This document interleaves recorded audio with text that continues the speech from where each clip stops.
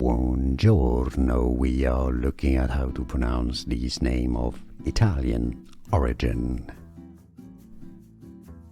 This is a name of a traditional Italian biscuit.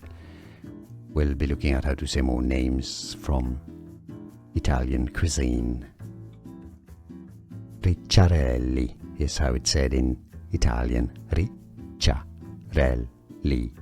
Stress on the ch sound and on the l sound.